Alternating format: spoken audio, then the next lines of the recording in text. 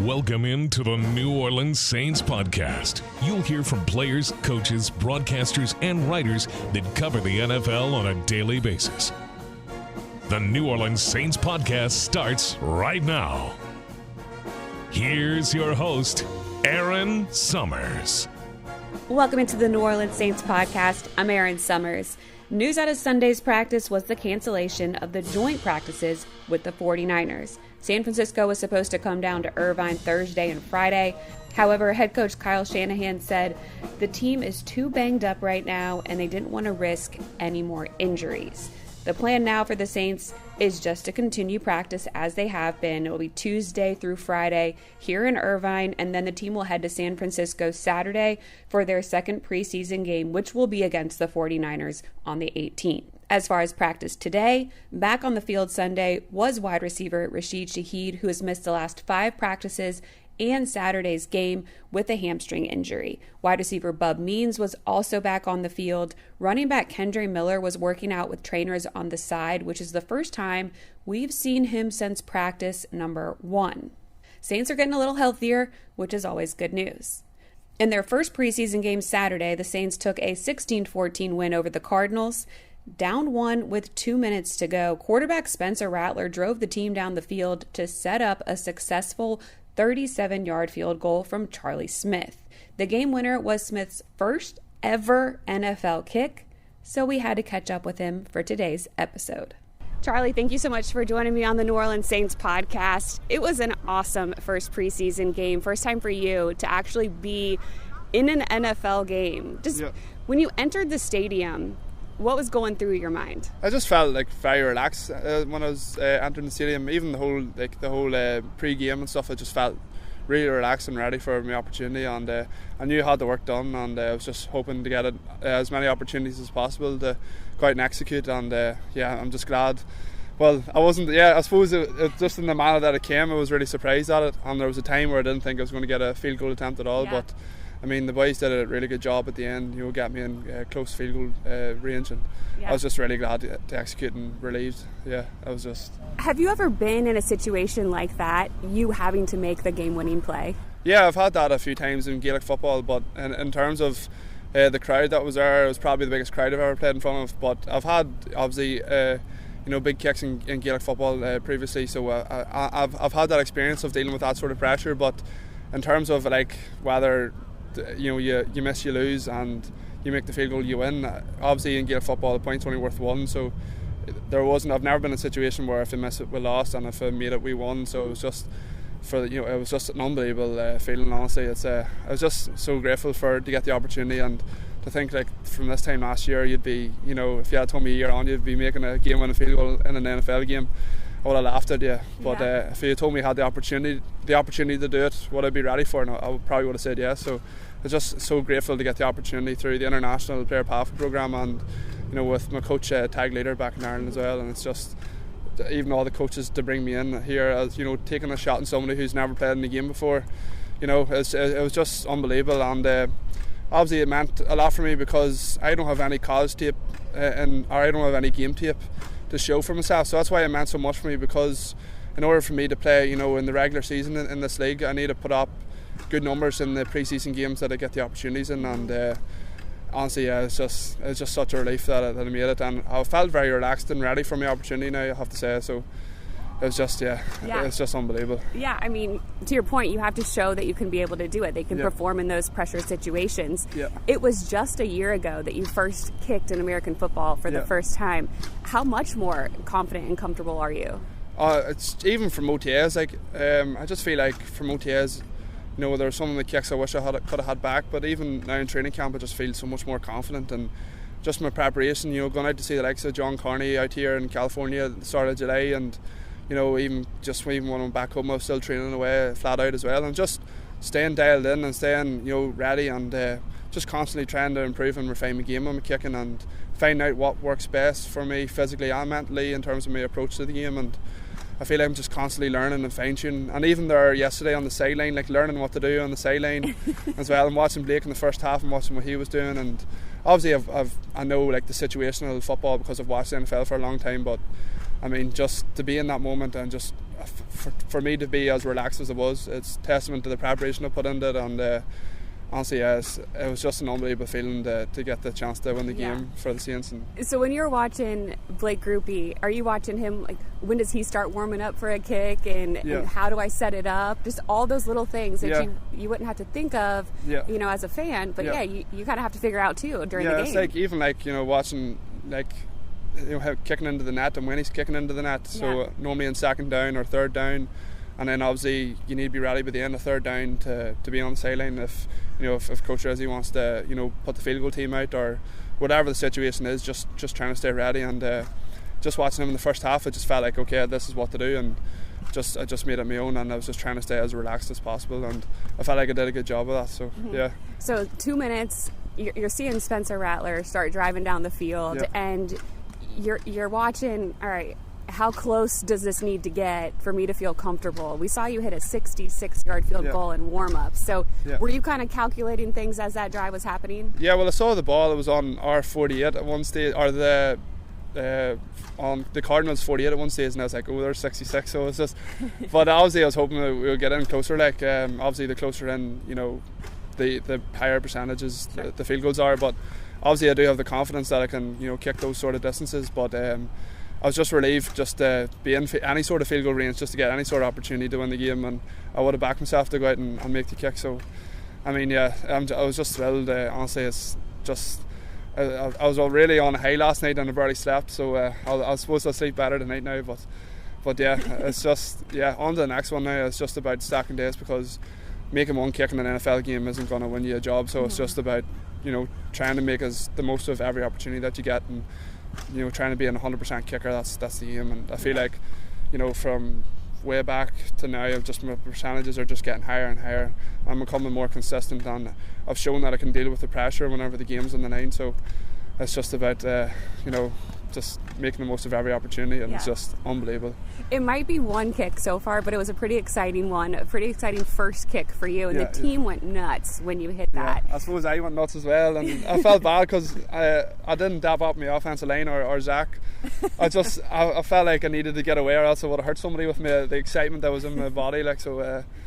It was just an unbelievable ecstatic feeling. I just remember just screaming as soon as I saw it. I just looked at the apex of the ball, and I turned around because I knew it was good before the ball went through, and I dabbed up Maddie, and then I didn't know what to do. I was just like, I need to get off the pitch because what's next or whatever. And having all the boys smiling, even seeing the photos of all our star players just dabbing me up after, and Rizzi coming up to me after it as well. It was just an unbelievable feeling, and I'll never forget it. It's I know it's only the pre-season, but it means a lot to me.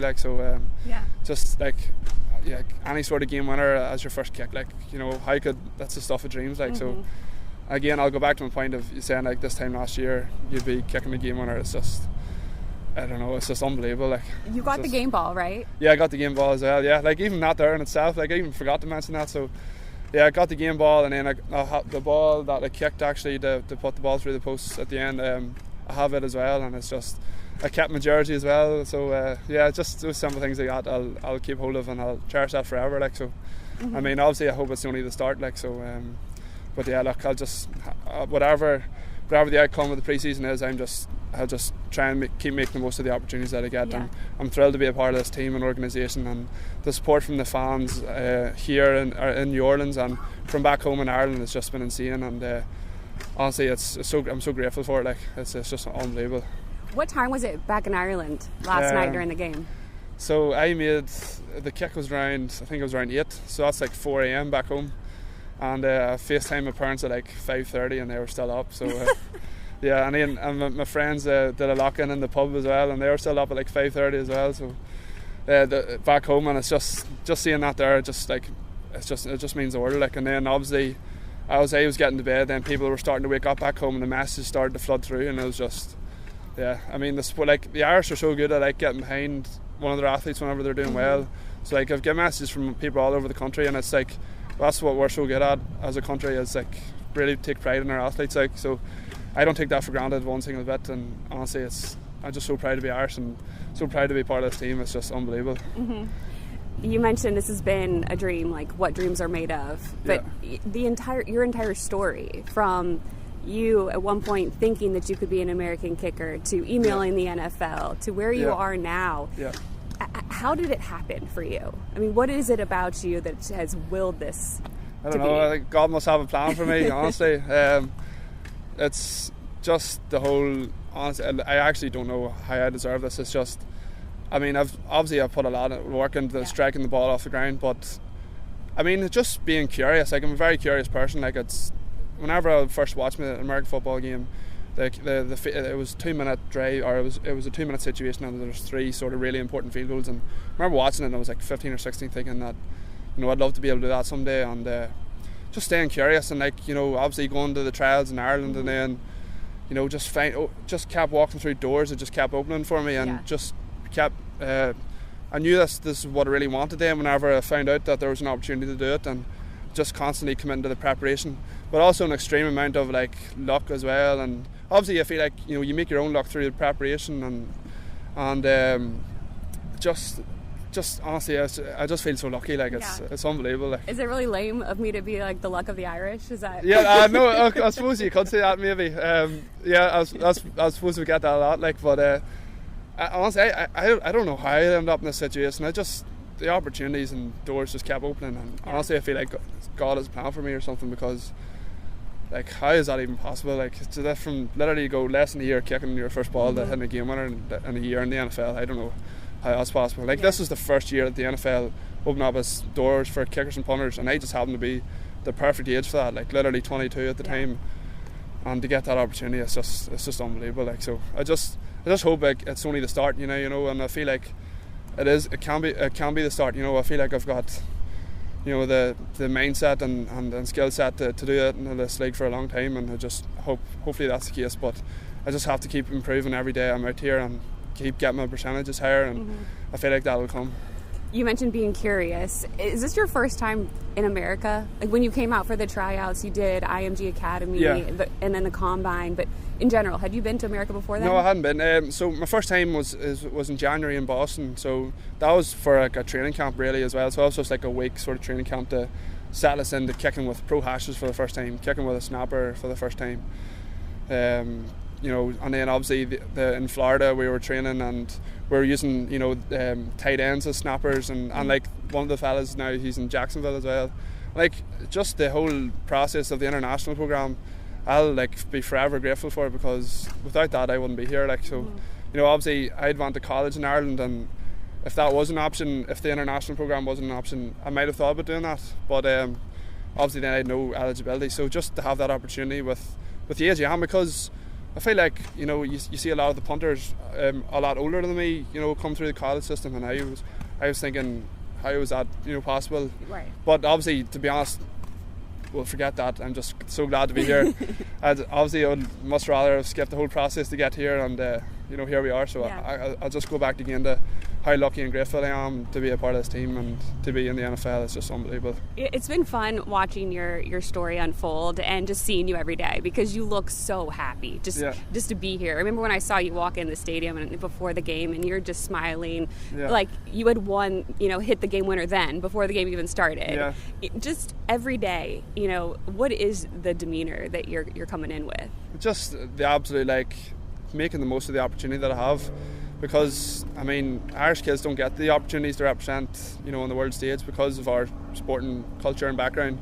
Gaelic football is only played in Ireland really, and you don't get the opportunity to represent yourself and your country and your people on the world stage like, you know, like I've been given to. And fortunate for my skill set to have the opportunity of this magnitude, to be in, you know, the world's biggest league.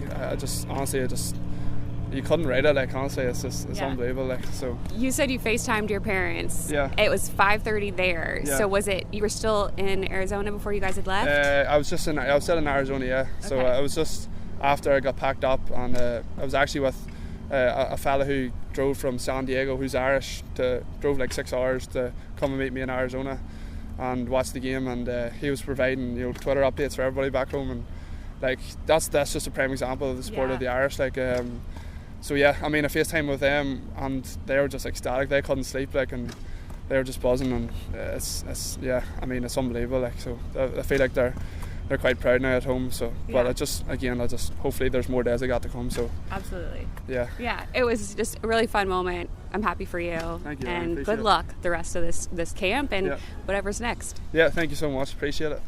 Such a cool story. Loved being able to catch up with Charlie after just a monumental game for him. All right, day off on Monday. Saints will be back at practice Tuesday through Friday. So we'll be back with the podcast on Tuesday. Super Bowl champ, Saints legend, former linebacker Scott Shanley will be here for the entire week watching practices heading into that 49ers game. So we'll definitely get a lot of his insight on what he's seeing with the team. So we'll have some good content coming at you. So just stay tuned to NewOrleansSaints.com or at Saints on X. Thanks for listening. Thanks for listening to the New Orleans Saints podcast. Join us 3 times per week on NewOrleansSaints.com, the Saints mobile app, or you can download the podcast on iTunes. We'll see you next time, right here on the New Orleans Saints podcast.